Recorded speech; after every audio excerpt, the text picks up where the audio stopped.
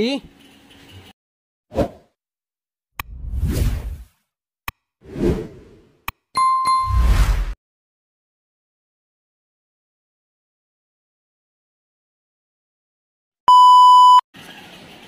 Problema po ba kayo dahil sa maitim na bote nyo?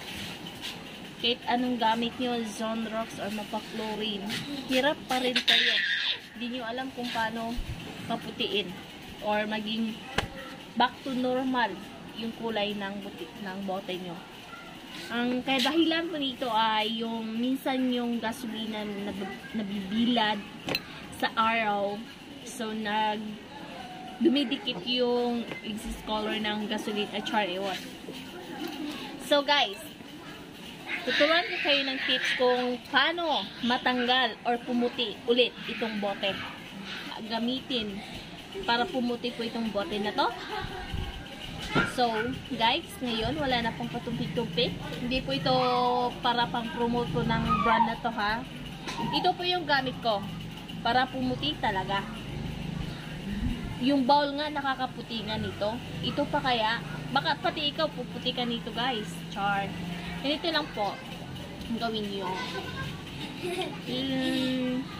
Bubuksan nyo, tapos may butas na po yan dyan. Automatic sa bibig niya guys.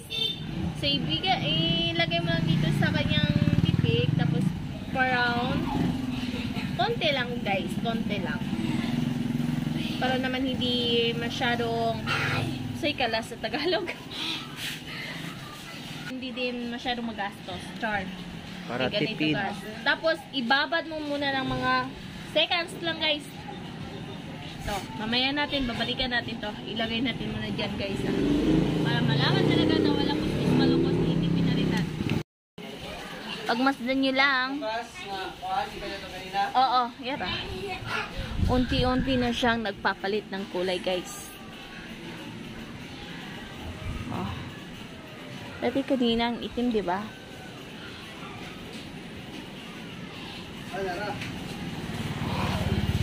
Paikutin nyo lang, guys.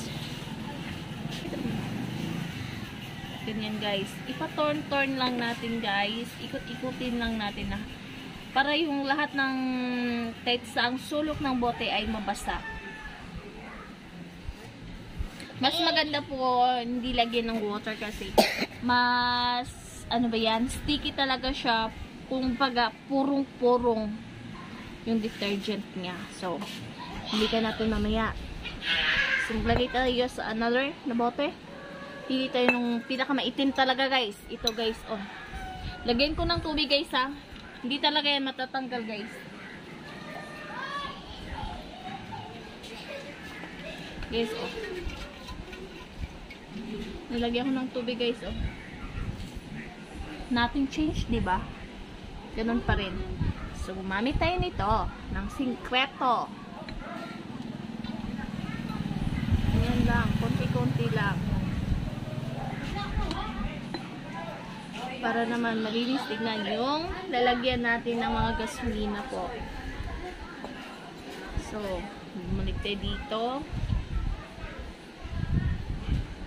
Ayan lang, patorn. Lapit na po tayo matapos at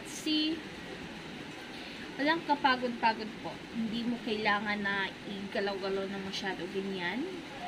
Just parang naglalaro ka lang po. Paikot-ikutin mo lang po. Kagaya ng pinaikot-ikot kanya. Tsaka, ganyan. Hintay lang natin guys. Ah, diba meron pa yan oh. Mamaya, wala na yan. Kikita mo guys, di ba? Unti-unti na siyang nabubura. Oh, yan guys ah, yan. Wait, tara ko. Dahan-dahan lang guys. Tapos, ganyan. Kaya mo lang mag-blow.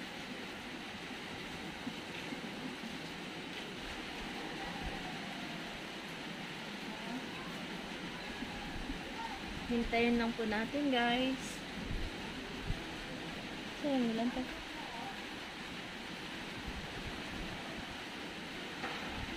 Konti na lang.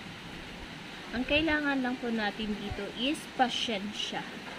Huwag po tayong masyadong magmadali. Relax lang. Oh. Diba, hindi na siya masyadong maitim. So, babanwasan. Diba, piglin ko yung gano gasolina ba? Pangitam na manggod. Umitim na. So, tubig lang po yung kailangan natin.